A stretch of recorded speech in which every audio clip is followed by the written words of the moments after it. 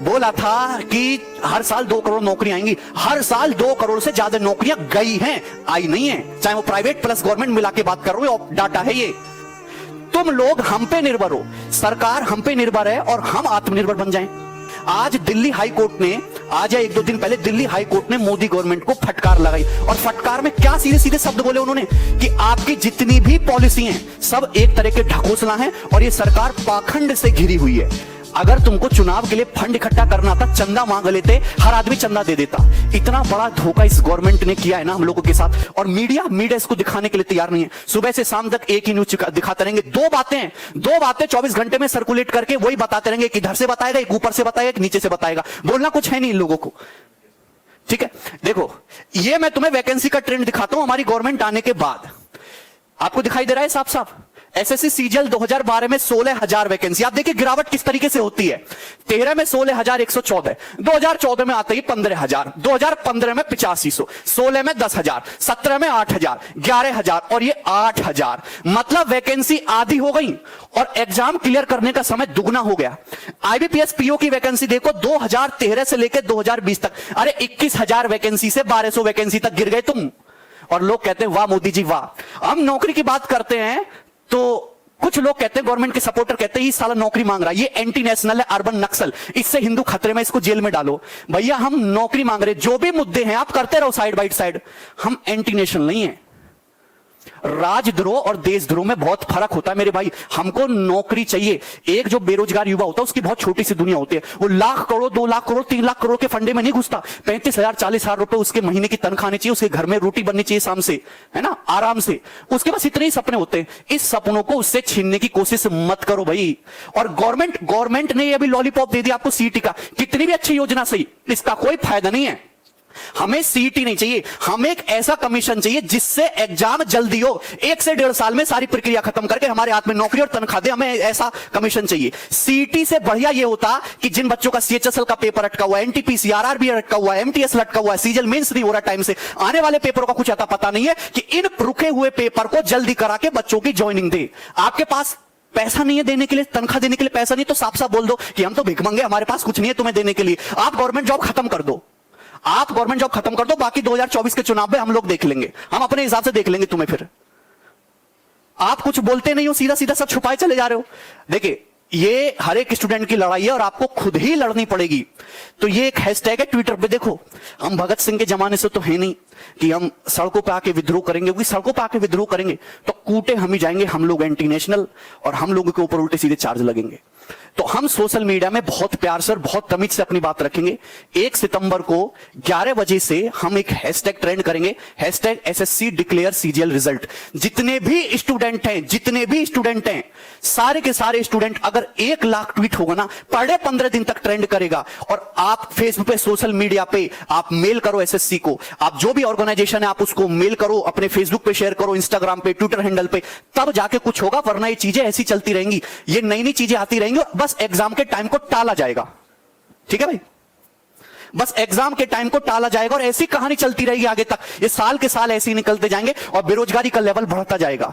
10 करोड़ से ज्यादा बेरोजगार हमारे देश में। बहुत सारे लोग आर्ग्यू करते हैं पॉपुलेशन भी तो बढ़ रहा है, कितना नौकरी देगा सरकार। भाई पॉपुलेशन बुड्ढों का थोड़ा ना बढ़ रहा है, पॉपुलेशन बढ़ रहा है जवान लोगों का। हमारे पास पॉपुलेशन नहीं, हमारे पास रिसोर्सेज बढ़ रहे हैं। पहले घर में 1 आदमी कमाने वाला था, आज घर में 5 आदमी जवान कमाने वाले हैं, लेकिन वो पांचों के पांचों घर में बैठे खाली। अगर वो आदमी, अगर एक आदमी 50-50 हजार रुपया कमा के लाएगा तो 2.5 लाख रुपया महीने घर में आएगा। आप कहते हो आत्मनिर्भर बनो, आपने छोटे मोटे बेरोजगारों के सारे धंधे खत्म करवा दिए, उल्टी सीधी पॉलिसी ला के। कैसे आत्मनिर्भर बनेंगे? तुम लोग हम पे निर्भर हो, सरकार हम पे निर्भर है और हम आत्मनिर्भर बन जाएं। प्राइवेट नौकरी का पता नहीं, सरकारी नौकरी को तुम खाएगे, 5-5 साल में क्लियर हो रही, अरे 5 साल में भी क्लियर नहीं हो रहा। इस तरीके का हाल देख लो।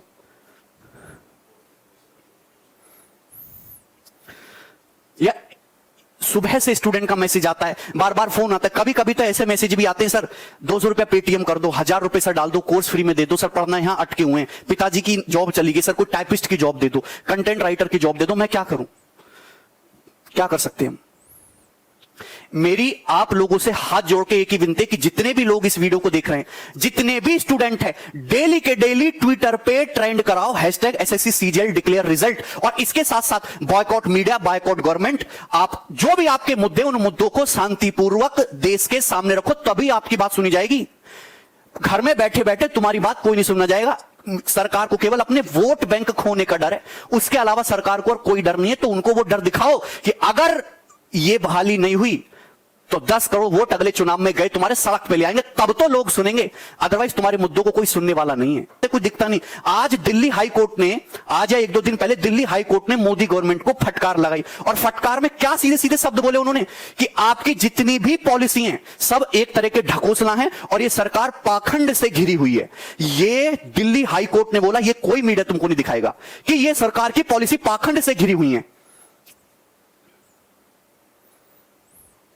मैं क्या बोल सकता हूं?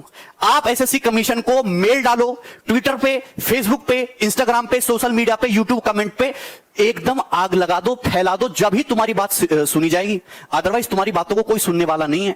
और एक बंदा अगर आवाज उठाता है ना, तो उल्टे सीधे मुकदमे लगा के उसको जेल में डाल देते हैं ये लोग। तो जब तक सारे लोग मिलकर आवाज नहीं उठाएंगे ना, कुछ होने वाला नहीं है, कोई सोल्यूशन नहीं निकलेगा। सोल्यूशन साथ में आके, हाँ क्या बोलूं मैं? बोलने के लिए मेरे पास अपने देश की स्थिति पे कभी कभी रोना आता है कि हमारा देश कौन से गड्ढे में जाता जा रहा है, दिन पे दिन गड्ढे में घुसता जा रहा है, और मीडिया उस पर बोलने को तैयार नहीं है। तुम हैं, कोरोना तो सभी के साथ हुआ है और दूसरे देशों में भी आर्थिक स्थिति खराब हुई है, पर वो तो उभर जाएंगे। लेकिन इतना मुझे विश्वास है कि हमारी गवर्नमेंट हमको कोरोना से नहीं उभार पाएगी कभी भी। 2,35,000 करोड़ का तो लोन लेने वाले हैं राज्य, जिससे कि जो लोग ऑलरेडी सरकारी नौकरी में हैं, जो काम चलने सरकारी, वो चलते रहें स्मूथली। चलते हुए काम को कंटिन्यूअस रखने के लिए इतना बड़ा लोन लेना पड़ रहा है। और तुम ये बताओ कि सरकार इतनी बेकार हो चुकी है कि वो कैसे नए लोगों को रिक्रूट करेगी और कैसे उन पे इन्वेस्ट करेगी, कैसे उनको ट्रेनिंग करा के उनको काबिल बना के तब तनख्वाह देगी। उसमें तो सरकार का इन्वेस्टमेंट जाएगा। आप जेईई नीट का पेपर तो बड़ा अच्छा करा ले रहे हो, हैं, क्योंकि उससे गवर्नमेंट को प्रॉफिट होता है। जिनमें सरकार को पैसा देना पड़ रहा है, नौकरी देना पड़ रही है, वो 3-3, 4-4, 5-5 साल तक अटके पड़े। 3 साल तो मिनिमम टाइम है। 7-8, 8-8 साल से लोगों की नौकरियां अटकी पड़ी हैं। मन की बातों में बेरोजगारी का डिस्कशन भी नहीं हुआ, मुद्दे ही अलग हैं। बोला था कि हर साल 2 करोड़ नौकरियां आएंगी, हर साल 2 करोड़ से ज्यादा नौकरियां गई हैं, आई नहीं है। चाहे वो प्राइवेट प्लस गवर्नमेंट मिला के बात कर रहे हो, डाटा है ये। किसान हमारा परेशान है, छोटा जो बिजनेसमैन है, जो छोटा व्यापारी है वो परेशान है, स्टूडेंट परेशान है, टीचर परेशान है, सब परेशान है। मौज में बड़े बड़े बिजनेसमैन, बड़े बड़े लोग, अडानी अंबानी जैसे, वो मौज ले रहे हैं, नेता सांसद मौज ले रहे हैं। ले जाओ। अभी यमराज जब तुमको पकौड़े तलेगा ना तुम्हारे नरक में, जब तुम्हें पता चलेगा, देखना बढ़िया कढ़ाई बनवाई होगी तुमको तलने के लिए। इस वीडियो को मैं यही छोड़ रहा हूं। इच्छा आपकी है, एक साथ अगर 1 करोड़ लोग विद्रोह करेंगे ना, डेली ट्विटर पे आग लग जाएगी, गवर्नमेंट को सुनना ही पड़ेगा। और अगर इससे भी बात नहीं बनती है तो फिजिकल आके एसएससी में ये ऑफिस के सामने जाके बैठेंगे और मैं सबसे आगे रहूंगा। जितना खर्चा होगा, जो भी होगा, मैं करूंगा। मैं बुलाऊंगा लड़कों को यहां पे ट्रेन बुक कर करके, ठीक है।